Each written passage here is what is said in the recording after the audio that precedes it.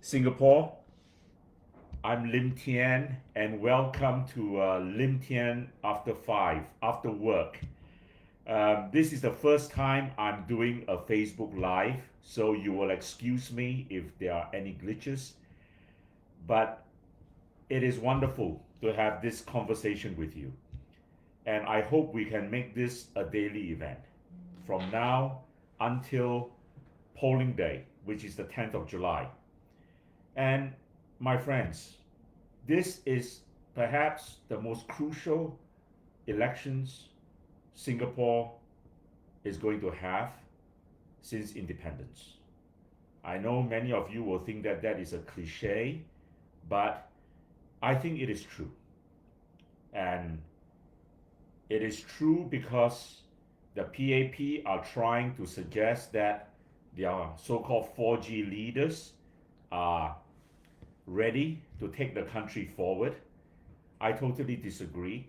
I think we have before us, and we have had for the last 5 years at least, the most incompetent government possible, and certainly the most incompetent government in our nation's history. Look at the COVID saga, a total disaster. When the COVID crisis started in late January, they dilly-dallied, they were not decisive, they tried to keep the economy going, open. You will still remember Gan Kim Yong telling everyone, life must go on as normal. What happened? Not only did the economy tank from February, but instead of locking everything down and taking the measures that People's Voice suggested, such as social distancing right from the outset, extreme social distancing, work from home, closure of schools, and so forth, they tried to keep things open. As a result of which, come the 3rd of April, the Prime Minister had to go before the nation, and whatever way he tried to couch his language, it was just a shameful U-turn, which happened on the 7th of April. And so for 2 months, our nation went into a lockdown. People were further financially crippled. And a crisis which we could have gotten out of if we had acted decisively at the beginning of February has been prolonged until now. And it was shocking to hear him tell the nation the other day when he announced the elections that conditions have stabilized. No, they have not. We still have triple-digit cases every day, and we do not even know the true extent of the infection in the community. Because whatever they say, People's Voice is of the view that there has not been widespread testing, and if there's widespread testing, the numbers will be even more shocking. And yet, he wants to rush us into this election, totally disregarding the health and the safety of the citizens. But let me put it this way. As a result of their incompetence, the incompetence of Lawrence Wong, Gan Kim Yong, and the other 9 members of that task force, the Ong Yi Kangs, the Josephine Teos, our country has had to bear the financial brunt of their ineptness. This election is also vital, my friends, for many other reasons. For too long, that Singapore citizen has been disregarded. Do not be fooled by the PAP's rhetoric of leaving no one behind. In the last 20 years, countless number of Singaporeans have been left behind. only the top 1% to 5% have done very well. And the PAP today is the party of the privileged and the richest. They talk the language of globalization. Every speech Chan Chun Sing makes is about how we must remain open and how wonderful globalization has been for Singapore. But if you examine the evidence, in the last 20 years, not only have we not attained the Swiss standard of living, wages for the middle income have stagnated. Our lower income have done even worse. Then you have the sandwich generation. People in their 30s and their 40s having to look after their own families as well as their parents. And you look at the shocking way this government treats our elderly, giving them totally no dignity. And so you have these cardboard collectors. Yes, Tan Chuan Jin says they are exercising. I asked him how he would feel if his parents were put to that, expecting these people to scrape together a few dollars every day in order to survive. And you have very well trained, very well qualified Singaporeans who have been retrenched, who have been laid off, and who today have to take up jobs way below their qualifications and expectations to make a living. And finally, you come to our young generation. And for the parents out there who are watching me, I ask you to think of the future for your children. And your children are your pride. You have spent so much money and effort bringing them up. You have spent so many dollars educating them. Because, like me, if you were a product of the 80s and the 90s, you would have heard Lee Kuan Yew tell you how important education was. And that if your children had the proper education, they would make a better life for themselves.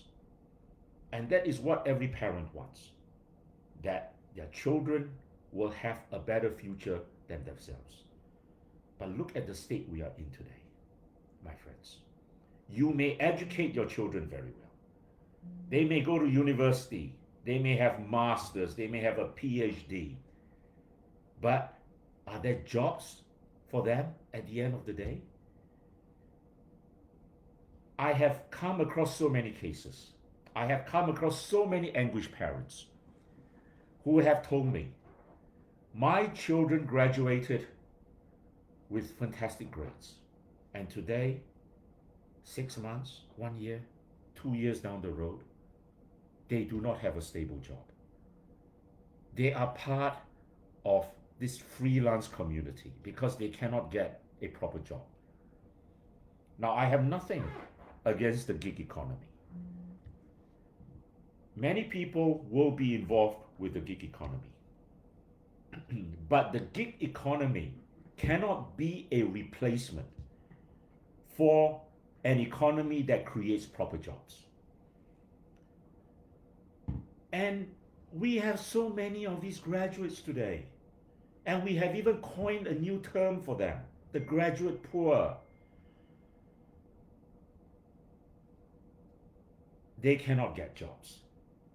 And yet, we have a foreign labor force that is disgraceful by any standards.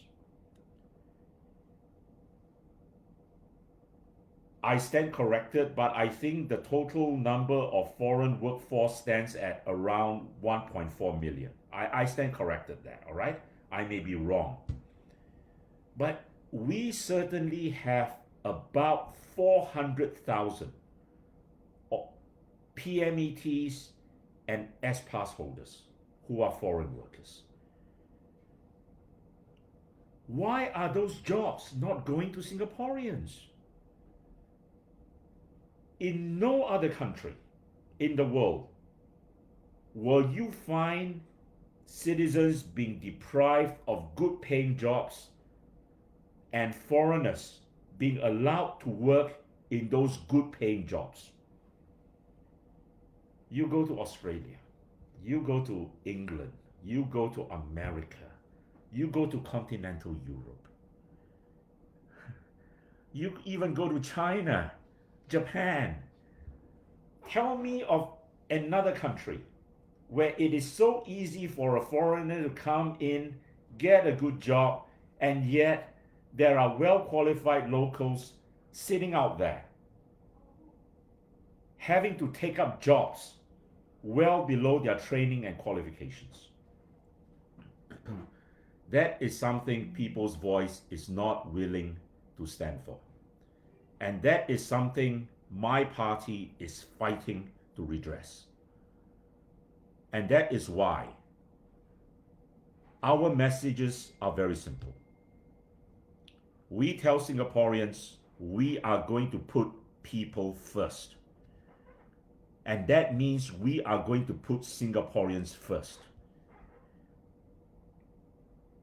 Because only if we put Singaporeans first can we make Singapore our real home again.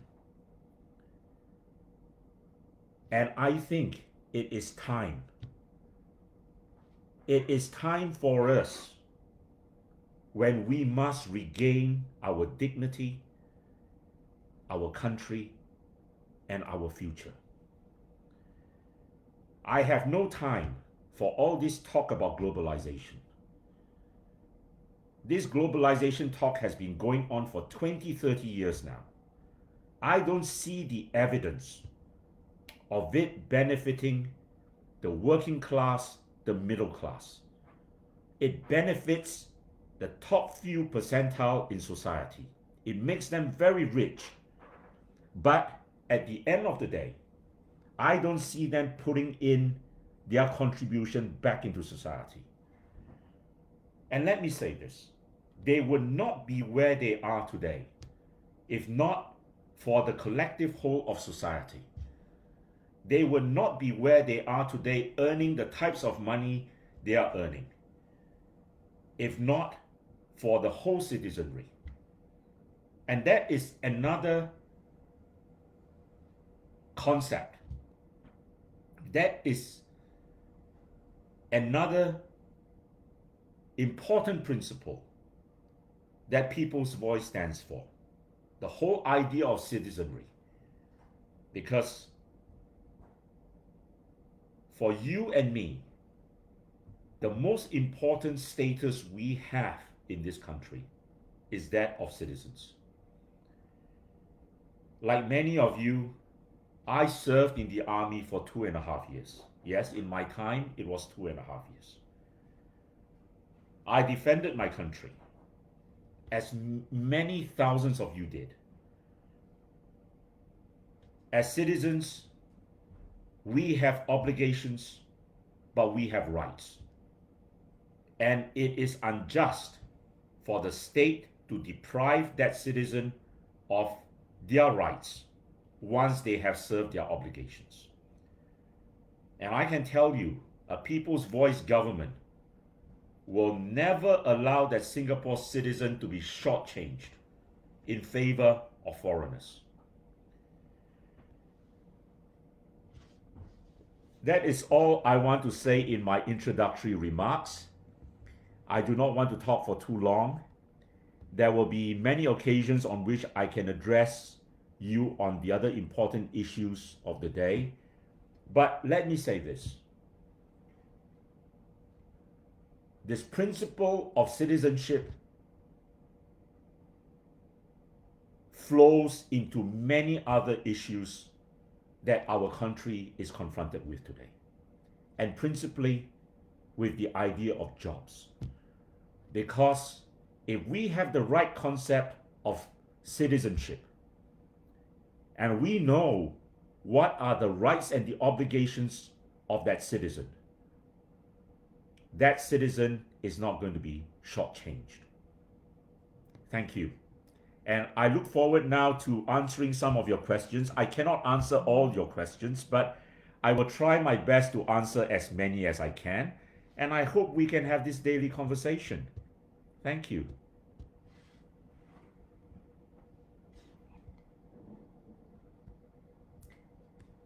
Any questions? But I'm having a question in live. Oh no, it's still there. Anyone ask me any questions? I would like to answer questions that are very relevant to the lives of Singaporeans and to this election.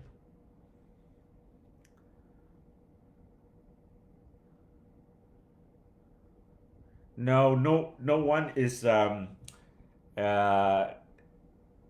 coming forth with any questions yet. But maybe let me supplement with what I have said earlier. The other thing that concerns me and my party a lot is that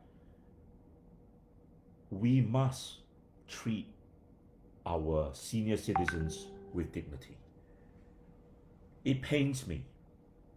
It pains me when I see the plight of our elderly citizens. And I would like to tell you my reflection of how I see our entire CPF system. When I was in my 20s and I first knew about the CPF system, and then in those days, in the 80s, I heard Goh Chok Tong tell us when he was Prime Minister, the minimum sum is going to be 32,000. I think that was the first minimum sum that was proposed. All right, and I think it was back in the 80s, if I'm not wrong. I could be wrong, but I still remember that figure. And he said, with this sum, you can have a comfortable retirement. And I thought to myself, and I was only in my 20s, I thought to myself, how is that possible? And true enough, today, how can you possibly live on $32,000 and expect that you can sustain on that into your old age? You can't. And so the minimum sum has been raised again and again. And I think if I'm not wrong today, it is close to 200,000. Am I right? It's probably around 181,000 or thereabouts. The thing is this. To me, the CPF has been the greatest scam story in Singapore.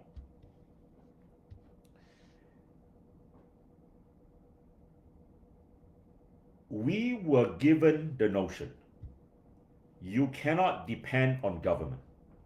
There will be no welfare for you. You have to earn your own keeps. You have to retire on your own savings. But the fact of the matter is, my friends, today, Singaporeans, very few, can actually retire on their own savings. You look at the average CPF payout, $355 a month. How is anyone going to survive on that amount? And there was a study done by NUS last year, which suggested that the minimum amount to even live on in Singapore for an elderly citizen is around $1,380. And that is why our elderly, they may be 70, they may be 80, some are even older than that, still have to work. They have to work until the day they die. Now you tell me, is that a reflection of a first world nation? And why is that? Because the CPF is not paying a proper return. Pays you 2.5% or 4% in the retirement account. All right? That is a ridiculous return. You look at the Malaysian EPF, the equivalent, pays at least 6 to 7%. You look at the Norwegian Wealth Fund. Last year, the Norwegian Wealth Fund returned 19.9%. It made 181 billion US dollars, almost the equivalent of about 34,000 American dollars every Norwegian citizen. Now, if you have a sovereign wealth fund that makes that type of returns for citizens, yes, that citizen can well retire comfortably. You can't retire on 2.5% a year. And you know, in the last election, when I first stood for elections, I still remember Lee Hsien Loong telling Singaporeans, oh, the CPF gives you a good return, 2.5%, which is more than what the banks give you. That is such a disingenuous argument. And that is so misleading, because he jolly well knows that no citizen, no retired citizen of Singapore can survive with those type of returns. I will have a lot more to say about CPF, but I want to emphasize one other thing. In People's Voice, we want to return CPF at 55. That was the original promise given to Singaporeans. And I think it is bad form for the government to be breaking its promise. And now, it wants your CPF, it wants to keep your CPF, and tells you that the last payment will be given out to you when you turn 90. All right? That is bad form. And I want far better returns on CPF for Singaporeans. I want the CPF to be invested by a proper body comprising of professional investors, very much like what the Norwegian Wealth Fund is doing, that will return good, sustainable returns for Singaporeans and give dignity to that elderly Singaporean. Thank you.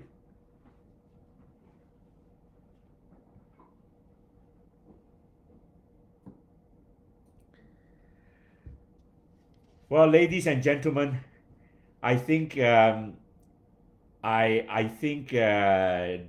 was a wonderful conversation, and I will end here, and I hope to see you again tomorrow. Thank you very much. Thank you.